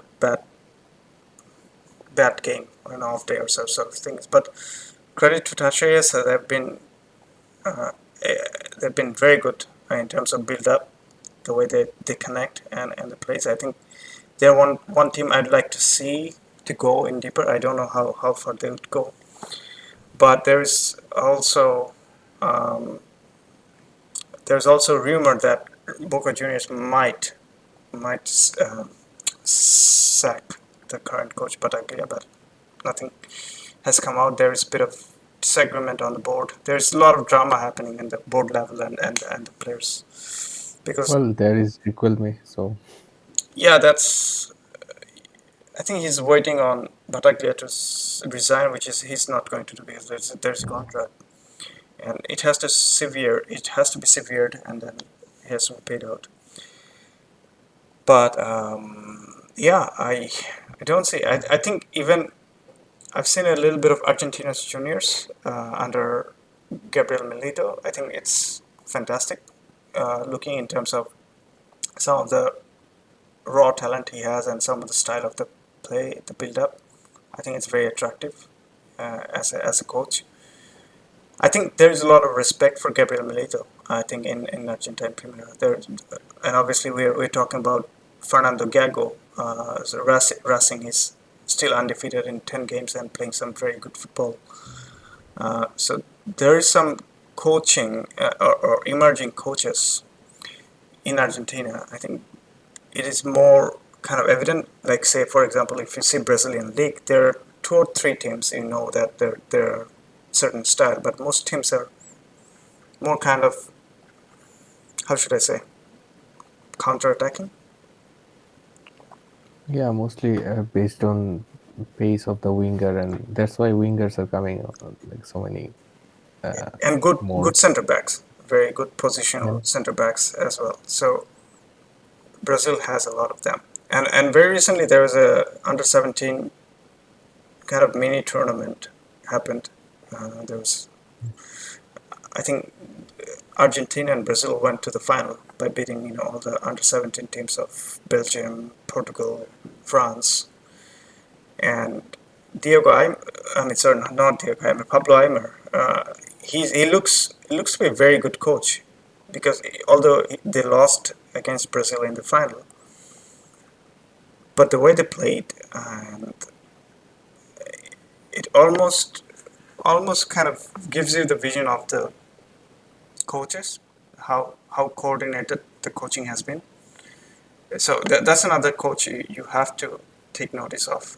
I don't know where Aymar will end up, but But he he's still related to the national team, yeah right? he's related to the national team, but he's directly coaching that under 17 team. Oh, okay. Oh, like Mascherano, Namashiro is under 20, so he's under 20, yeah. so Aymar is under 17 and also joins the national team staff. But I'm thinking in further, like when after a cycle or something, he could end up being in national team setup, or if he comes to Europe, He's going to be a great coach to watch because some of the ideas that you're putting together with the under 17 years old has been brilliant. I mean, obviously it suits the skill set of the players. A lot of technical good player there, but you have to take notice of Aymar. Yeah, even I've seen the handle, the Brazilian the national team Twitter handle that they're praising Aymar all over, saying that that's a coach you have to take notice. Well, Valencia is trailing, and it's his home sort of. Yeah, So, or maybe Benfica in future. oh yeah, Benfica. Yeah, so yeah, there is very. I wouldn't be surprised if he gets some of the results and gets out of that. He can be big, uh, at least what I've seen from the coaching. In terms of Brazilian league, and there are some really interesting wingers, as you said. And what one thing I noticed as well is that there's a lot more positional play in Brazilian football. Like it's almost not like everyone is running and everyone is trying to cover. It's more like positional that you don't see in European football. But those, when I say like, it's not that attacking. No, but holding on to that position, and Yeah, it's not shifting that much. It's not, and yeah. that then I can find why, say for example, after certain years of Brazilian players goes into Europe, and if they go early enough, such as Vinicius or Rodrigo or someone like that, it's um, easier for them to adapt rather than if someone goes into a little bit more older age, it is harder for them to adapt because they're getting used to what kind of more of a stationary sort of positioning and not hustling much.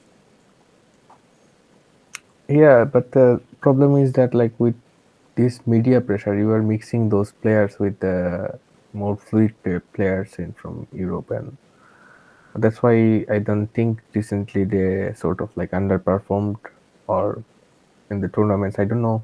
Um, normally they have some figures from the uh, uh, national league who actually like plays in the even in the final 11, uh, but I don't see this coming for a while.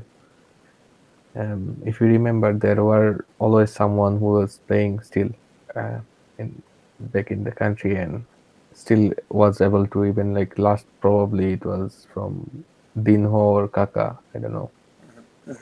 But But yeah, that's I don't have anything else in mind unless I'm missing something. If you have anything, oh uh, no, I don't. So far, I don't have actually. I watched a few highlights of some games, and some are coming tomorrow or tonight, I guess. But Brazilian league, like there are only two matches happened, so like there will be a lot of change in the next few matches. So I don't see, but there are some interesting talents so far. yeah, Teams are like shaping up now, right now, and well, we'll see in Libertadores. yeah, for sure. Okay, if we don't have anything to add, I guess we can wrap it up. It's almost like Yeah, over 2 hours. Um, Thank you for again joining, and we'll make sure that we meet again sometime next week.